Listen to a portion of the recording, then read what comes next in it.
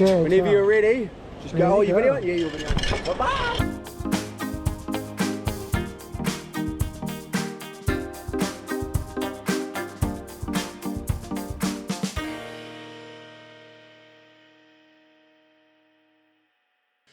Buenos dias. It's a beautiful morning. You can see outside there at the lake behind the house next to me. I want to talk about trauma a little bit this morning and the role it has in your life, in your body, in your mind, in your spirit. So there's a good book out. It's pretty long. I listened to it on Audible, but it's called The Body Keeps the Score. Basically, the premise is that any trauma that you might have, if it doesn't come out emotionally and you don't sort of mourn it or feel it, then it works its way out through your body in different ways, in negative ways. So if you have like a hidden sexual abuse or something you might not even be aware of, it can still cause a lot of problems for you in your life, in your relationships, at your job. And so getting to the bottom of it, it's not like psychoanalysis where you have to sit and just be analyzed or, repeatedly talk about things. The problem is, for example, in my family, I forgave my parents. I forgive some of my siblings who were abusive to me. And I understand it, and I've processed it in my brain, like, okay, they were weak people, they had problems, this is the best they could do. But until I emoted about it in different ways, and I'll give you one example. I didn't really have a childhood because my parents, were drinking, smoking. They were out of it and working their butts off trying to help my siblings who were all falling apart because no one talked about any of the problems that existed for many, many, many years, and no one got help. It all just kept falling apart, one person at a time. Like suicides and different things like this. So for me, I know I didn't have a childhood, and I said, okay, I was in service like an orderly in a mental hospital. I was in charge of these siblings, in a sense, helping them out. And I took that role into my adulthood, even though I escaped to try to have my own life. The problem when you escape, if you do a geographic cure like I did, you take yourself with you, and all that unstored, that toxic bundle of shame and hurt comes with you. And I worked my butt off to try to have a great family, do everything, and I did a lot of good stuff, but I didn't deal with it, and it just came out at different points in my life. So last summer when I was in a castle in France and I had this beautiful bedroom up on the top with the terrace. It was a full moon. And I'm working on a lot of it was a writing conference. So I'm working on a lot of emotional writing for my screenplays. And in the middle of the night, I woke up and I realized I felt the loss of my childhood. And I started to, sort of cry slowly. And so I went out on the terrace, looked at the moon, and felt this pain and let myself feel it and just cry. Like never having, anyone take an interest in me, no vacations, no personal gifts, you name it. And so it wasn't self-pity, it was just sadness. And because I've already forgiven them and everything. And that went on for like 3 or 4 hours. And it was really good. What it did is transmute whatever was left of my negative emotions about my family into loving kindness for them, compassion, seeing my parents' true intentions and how good they were. and what they really wanted and tried to create, and what the disaster that they went through. And I was just forgotten child. I was one of the youngest boy, and they were just trying to keep their head above ground, above water. So I took it personally for many, many, many years. But now I see that it wasn't even personal. It was just what it was. So that work continues, and it will. I'm going to be 75, and I'm still having to do this work, and it's okay. Because if I want a normal life, I don't want this toxic bundle to be passed to my children. I don't want the contamination coming into my relationships. Then I have to do this work every day. And I'm going to talk more about this, but for now, that's what I want to say.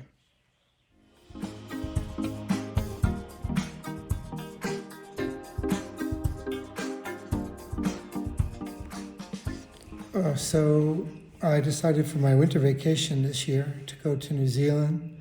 And then I thought, wow, while I have my strength, my ability, my stamina, I really want to do all the things I wasn't able to do because I didn't have a childhood in New Zealand. So I booked all of these luges, zip lines, speedboats, whitewater rafting, everything. And I booked this for 3 weeks, 3.5 weeks, a car, and drove with my partner all the way down from the North Island all the way down to the South Island, and experienced all of these things. And to sort of make up for not being able to do this when I was 16 or 20 or 25 or whatever. So what you're going to see now is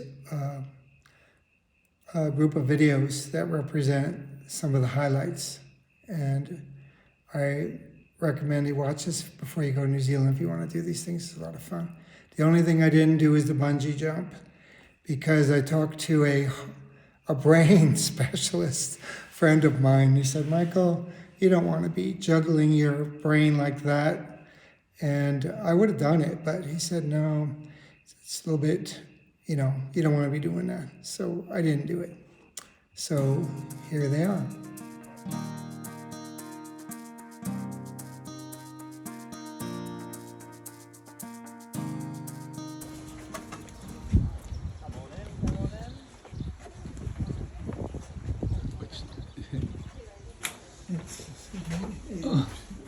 All right, welcome to my humble abode. Whoa.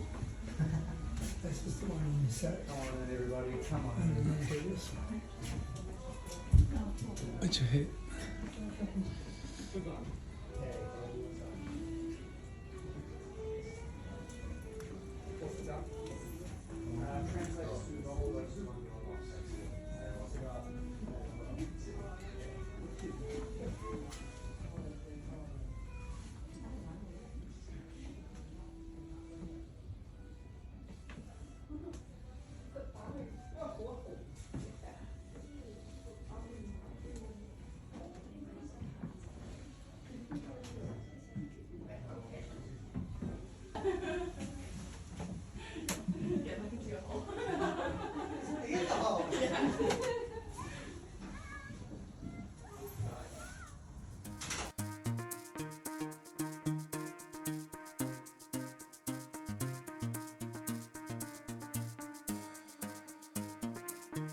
This is the bedroom, and it's got a tower.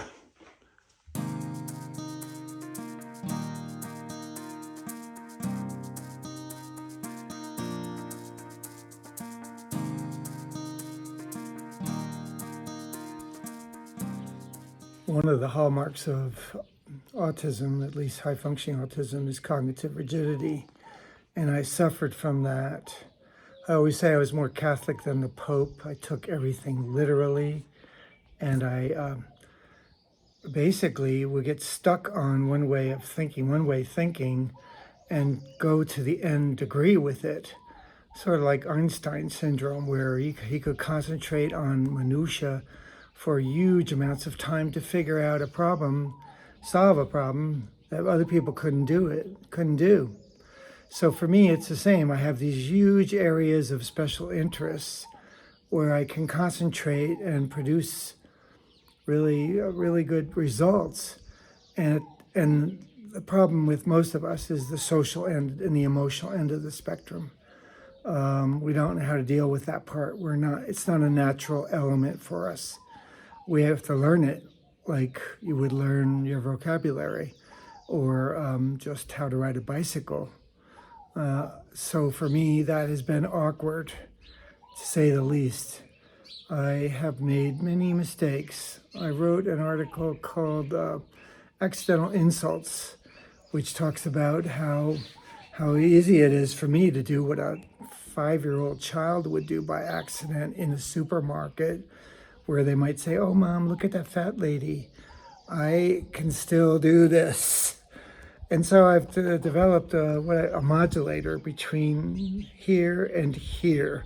Somewhere exists around here, near my discrepancy file, which I'll explain later. There's a discrepancy file here. And it's been a huge benefit, but it's taken me, I'm like the first graduate of the program that I've created. I need more work on this still. My children, as soon as I told them about my diagnosis, they said, "Yeah, Dad, and remember when you did this and this and this and this?" I say, okay, I got it.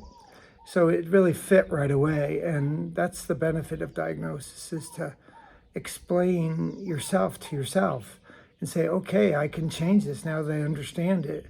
This is what I do in social situations. What are my coping mechanisms that I can develop? Can I just go in the bathroom and get some quiet time for a few minutes if it's getting overwhelming for me because of the music and the noise and the disruption? I had to do that yesterday. So it was in a men's meeting where someone was yelling, and it triggered me.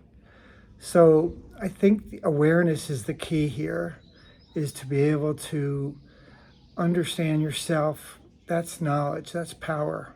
Then you can change it. You can be, instead of a reactor, you can be an actor, as we say, and you can create what you want in your life,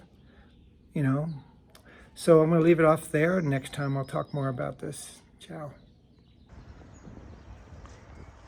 These are the hot springs, and they're right near our Airbnb. Sort of crazy.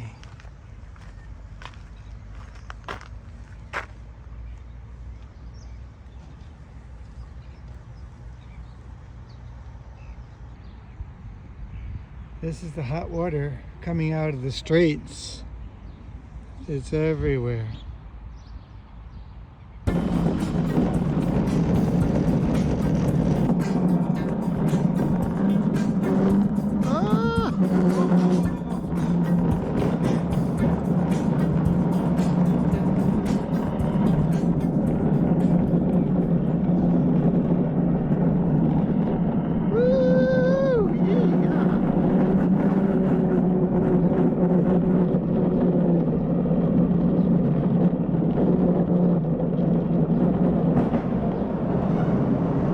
I'm gonna kick your ass.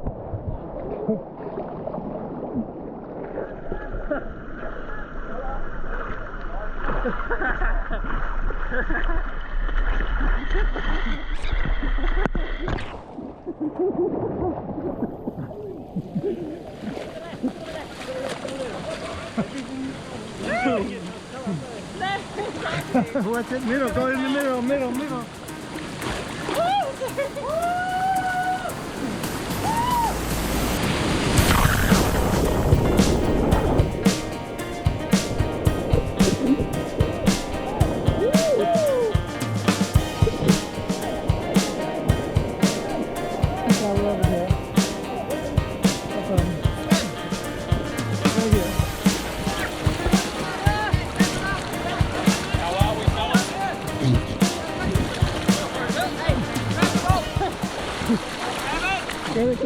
Stand up, boys.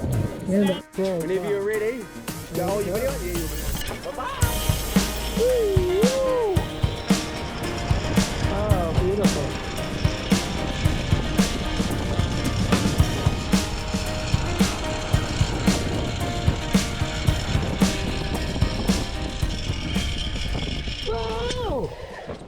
think I did that the wrong way, but it worked. Yep. Fingers. Nice.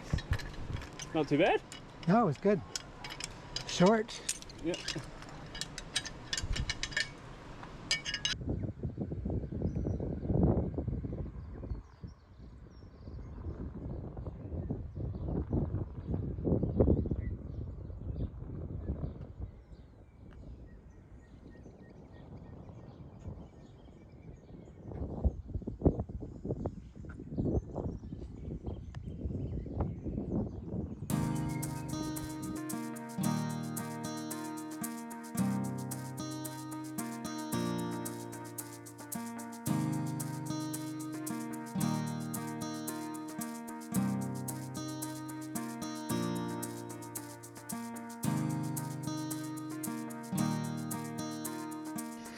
Hey campers, here are a couple of wellness tips this week. One is to sit at a different chair at your table when you're eating sometimes. And that you're facing a different direction, it stimulates your brain a different way. Walk slowly in your house in the dark. I do that sometimes, I'd be very careful. It also is really good for your brain. Drive on a street you never driven on before. You know, just try taking a different way to where you're going. And try something new every day, and that is not as hard as you think. There's a lot of little things that you can do that you haven't done before. Say, okay, I'm gonna do it this way, or I'm gonna try that food or whatever. So these are just, all these things help stimulate your brain and help you stay active and avoid, I think, you know, problems with memory and other things when you get older. Ciao.